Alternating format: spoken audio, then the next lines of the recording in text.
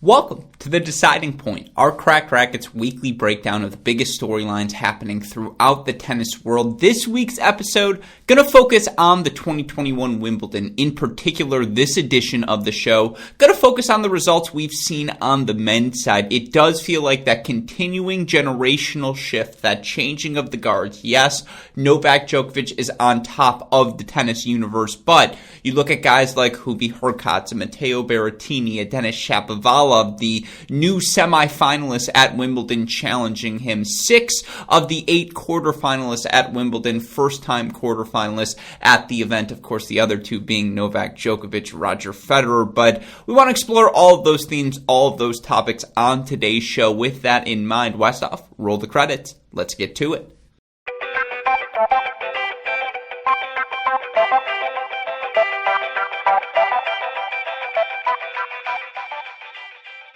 Here's a stat for all of you coming out of the 2021 Wimbledon. Only 4 players on the ATP Tour have advanced to the 4th round or later at all 3 Grand Slams this season. Now you have Novak Djokovic, who still has the opportunity to win all 4 majors, win a gold medal at the time of recording this video. You've also got Alex Zverev, Daniil Medvedev. We've seen both of them make a Grand Slam final. But the 4th player on that list, a player who I think somehow, despite his perennial top 10 ranking, has become severely underrated in the next-gen ATP discussion, is Matteo Berrettini, who, simply put, has been outstanding. Over these last 52 weeks of play, you look for Berrettini. He's won titles on both grass courts and clay courts. He won in Belgrade earlier this season. He ends up winning the Queen's Club event in the build-up to the 2021 Wimbledon. He knocks off Felix Auger-Aliassime in 4 sets to advance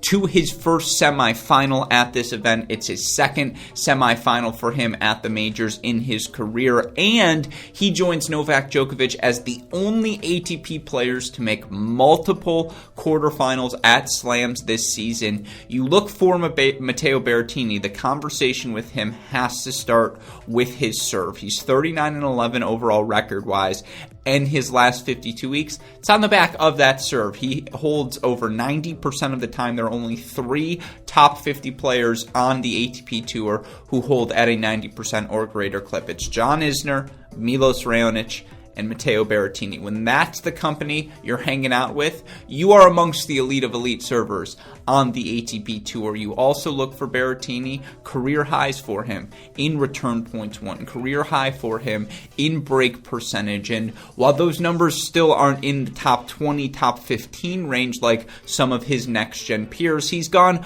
from being a bottom 5 returner to inside, the top 35, outside the bottom 15. And that's a development for him because he holds at an elite rate. Even if the returning didn't get better, with his serve, his +1 forehand, he's always going to be able to compete in matches. And when you look for him in his career, titles on grass, titles on clay court, he's made a final on a hard court, but he's never won an ATP title on a hard court. And given his power-centric game, isn't that a shock to some of you hearing that stat for the first time, that he's made finals on a hard court, but that's the one surface in his career he's never had success on, or never, gotten over the finish line on. Of course, he has had success. His first Slam semifinal coming at the U.S. Open in 2019, and you look for Matteo Berrettini, it's that he plays on his terms. When his serve is landing, he's going to be holding. When he gets a look at a forehand in the rally, the point is now on his terms. That slice on grass courts in particular, particularly effective, but it translates across surfaces, and that backhand hitting through the ball, it's gotten better for him. His ability to swing through that side, hit it as the return of serve, it's no longer the gaping vulnerability it was earlier in his career. It's also the ease with which he plays. You feel like that style is going to be replicable for quite a bit of time. Again, matches on his terms. In my opinion, he played Djokovic closer than Nadal, closer than Tsitsipas at the French Open this year, and that's a testament to, again, his power tennis can overwhelm the best of the best. When he's clicking, he's going to find himself in a tiebreak at a minimum.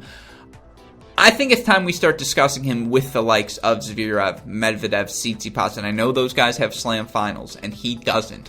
But A, I think he's the front runner. I think he's favored. He's going to be favored certainly over Hurkacz to make his first final here at Wimbledon. And B, it's the consistency. 2019, he won multiple titles, made a slam semifinal, made the year-end finals, was a top 8 guy. 2020, some injuries to start the season. It was such a broken year, but you look for him now, again, that 39-11 record. In his last 52, he has refound his stride in terms of advanced metrics. He's number 8 right now in overall ELO, number 6 right now in 2021 ELO. That's before these Wimbledon results are put in. He's only going to move up from here. Matteo Berrettini, clearly a top 8 guy, and I think once we move past the Novak Djokovic's last few seasons of dominance, he'll be right up there in the discussion. He belongs on the tier. Medvedev, Zverev, Tsitsipas, Berrettini.